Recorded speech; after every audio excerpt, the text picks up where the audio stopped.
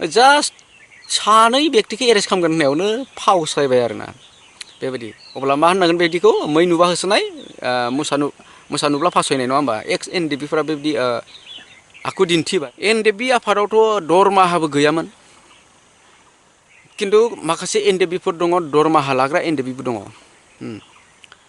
माखासे एक्स एनडिएफबिनिनो नेताफोरा नेतागिरि जाना दङ दायो बिथांमोना पारमिसन होनो होआखै जाहैदों नैबे खेथ्रआव बे 10 तारिखनि जिथु हान्थिनाय प्रग्राममोन बे प्रग्रामा केन्सेल जाबाय बर'नि जारिमिनखौ मोजां मोनग्रा बड' हिस्ट्रिखौ नायगिरि नोंथांमोन आं दिनै मोनसे कन्टेन्ट लाना फैदों बे कन्टेन्टआ जाबाय बर' हारिनि मोनसे लासिंसिं बा बर'नि लोरबां मोनसे जारिमिन जाना थांबाय थांनाय 10 फेब्रुवारियाव नोंथांमोना भिडिअखौ जोबजासिम नायगोन अब्ला नोंथांमोना क्लियारलि बुजि मोनगोन थांनाय 10 तारिख फेब्रुवारि 2023 मायथाइ बेयाव मोनसे बर'फोरनियाव मोनसे लोरबांथिनि मोनसे जारिमिन जाना थांबाय बर' हारिया जे बेसेबां लोरबां बर'फोरनि मोनसे लासिंसिं बे मोनसे जारिमिन थांनाय 10 फेब्रुवारियाव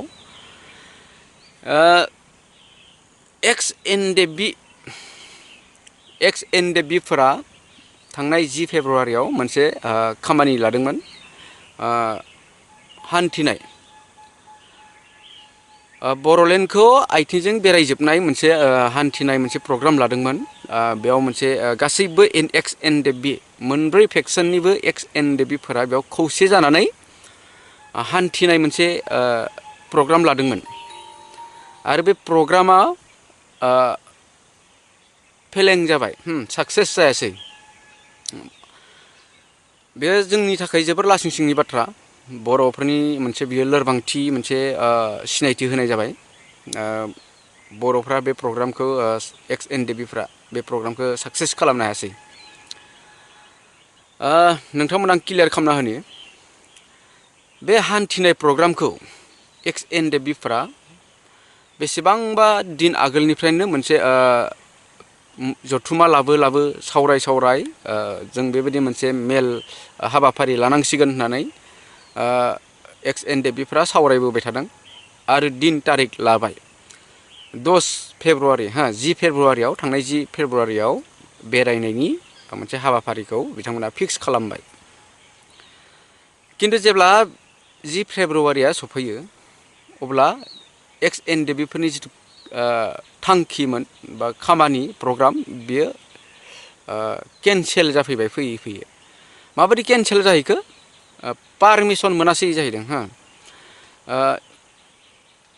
एसपिआ पारमिसन होआसै जाहैदों बेनिफ्राय एसपिनियाव गले गले खबर लायो खबर लाब्ला एसपिआ बुङो जों पारमिसन होनो हाया नोंसोरनि नेताफोरानो बादा होदों पारमिसन होनो होआखै होननानै बेनिफ्रायनोथ' डिसकासना जाबाय गावनि नेताफोरजोंसो जानांगौ जाहैबाय दानियाबा बिनि उनाव मोनसे डिसिसन लाबाय एक्स एनडिएफबिफोरा पारमिसन होआब्लाबो बिना पारमिसनाव जों बेरायगोन होननानै किन्तु बिना पारमिसन बेरायनो ओंखारोब्ला एसपिआ मोनसे वार्निं होबाय नोंसोरो बिना पारमिसनाव बेरायोब्ला प्रग्रामखौ खालायोब्ला सानै मानसिखौ एरेस्ट खालामनाय जागोन होननानै एसपिआ वार्निं होबाय बेयाव एसे सानथावना बाथ्रा जाहैबाय नङा होमबा बर'फ्रा एक्स एनडिएफबि दायो एक्स एनडिएफबिफोरा साबेसे दङ मोनब्रै फेक्सननि बिटिआर एकर्ड जानायनि आगोलाव एनडिएफबिआ मोनब्रै फेक्सनमोन आरो मोनब्रै फेक्सना गावजों गाव एना एनि होसोलायनाय गावथारलायनाय बेबायदि जानानै थांबाय आरो बिटिआर एकर्ड जाजासिम खौसेथि गैया आरो बिटिआर एकर्ड जानायनि उनावबो खौसेथि गैया फैयै दायो रिहाबिलिटेसननि खोथा माबा माबिनि खोथा लानानै बेले बेजेखौ लानानै बिथांमोना सानबाय मा जों खौसे जानांसिगोन आरो बे खौसेथिनि माबाखौ दिन्थिनो थाखायनो मोगथां महर होनो थाखायनो बिथांमोना बे हाबाफारिखौ लानाय जादोंमोन नाथाय दिनै बिथांमोननियाव बे हाबाफारियाव जोङो खौसे नुनो मोनासै बे हाबाफारिया जाफुंनोनो मोनासै जोंनिनो माखासे नेताफोरा पारमिसन होनो होआखै जाहैदों। माखासे एक्स एनडिएफबिनिनो नेताफोरा नेतागिरि जाना दं दायो। बिथांमोना पारमिसन होनो होआखै जाहैदों। नैबे खेथ्रआव बे 10 तारिखनि जिथु हान्थिनाय प्रग्राममोन, बे प्रग्रामा केन्सेल जाबाय, साक्सेस जायासै। आरो बेयाव बर' हारिनि मोनसे लोरबांथि, बर' हारिनि मोनसे लोरबांथि। एनडिएफबिआ मा आफादमोन? एनडिएफबिआ गुलि अरलायनानै मोनसे समायखिरा लानाय आफादमोन। मै नुब्ला होसोनाय, मोसा नुब्ला फासयनाय, बेबायदिमोन एनडिएफबिनि थांखिया। एनडिएफबिआ जेननाय गैयामोन। पुलिसा जास्ट सानै एरेस्ट खालामगोन होनदों, बेयावनो एनडिएफबिआ जेननाय खिथिबाय। हाजार हाजार एनडिएफबि दं, खिन्थु सानै एरेस्ट खालामगोन होननायखौनो गिनानै थाबाय आरो खामानिया केन्सेल। एरेस्टसो खालामगोन होननाय, सानै एरेस्ट खालामगोन होननायाव बिथांमोना आखाइ दैखांबाय होननांगोन दायो। बिथांमोना हाबाफारिखौनो केन्सेल, प्रग्रामखौनो केन्सेल खालामनो गोनां जाहैबाय। बेयाव बर' हारिनि थाखाय मोनसे लासिंसिंनि बाथ्रा। गावगोन होनना बुंनायब्ला देन मोनसे इनकाउन्टार खालामगोन होनबानो मोनसे गिथावना बाथ्रामोन, नङा होमबा? एनडिएफबिआथ' गुलिजों नांनायमोन, गिथावना बाथ्रा नङामोन। आरो गासै एनडिएफबिखौनो एरेस्ट खालामगोन बुङाखै, सानैल' एरेस्ट खालामगोन बुंनायमोन। नाथाय बेयावनो फावसायबाय। खोथाया बाथ्राया ओरैबायदि, दा जों गासै बर' रायजो राजाफ्रानो मिथिखागौ, एनडिएफबिनि मादाव, एनडिएफबिफोरनि गेजेराव 100आव 10% एनडिएफबिआ रियेल सैथो गोसोजों एनडिएफबिआव हाबनाय दङ। आरो 90%आनो माबा मोनसेनि थाखाय मै नुबा होसोनाय, मोसा नुबा फासयनाय, बे लामायाव दंखायोमोन। रायजो राजाफ्रा मिथिखागौ जे एनडिएफबिफोरा गासै जायगायावनो थांदों आरो किसिम किसिमनि मानसि नुनो मोन्दों रायजो राजाफ्राबो। सोरबा बेलेग, सोरनिबा एनडिएफबिनि साननाया बेलेग, सोरनिबा गोसोआ बेलेग, बेफोरखौ रायजो राजाफ्राबो मिथिखागौ। 100आव 10% एनडिएफबिफोरा मोजांबो दङ, गासिबो गाज्रि नङा। एनडिएफबि आफादावथ' दरमाहाबो गैयामोन, खिन्थु माखासे एनडिएफबिफोर दङ, दरमाहा लाग्रा एनडिएफबिबो दङ। दरमाहा गैयामोननो, थेवबो एनडिएफबिफोरनि न' बांफोरा मोजां सोरनाबा सोरनाबा। सोरबा सोरबा रियेल एनडिएफबिफोरा दङ 10%, बेनि मादावनो 5-6%आथ' थैखाबायानो, 2-3%आथ' जेलाव दङ। आरो 2-3%आ बाहार उदां जानानै दङब्लाबो मा होननांगोन बिसोरखौ, बाथा बायदि खर' गैयि रियेल एनडिएफबि जादोंमोनब्लाबो खर' गैयि बुंनांगोन, नङा होमबा? रोंगौथि गैयि, बेनिखायनो जेबो पावार गैया।